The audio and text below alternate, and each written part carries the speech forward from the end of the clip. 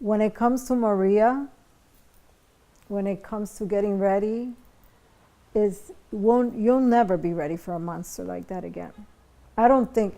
I know that I told myself, if it happens again, I'm going back.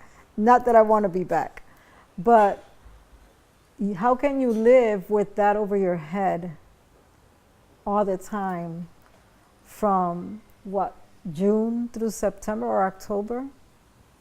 It's scary.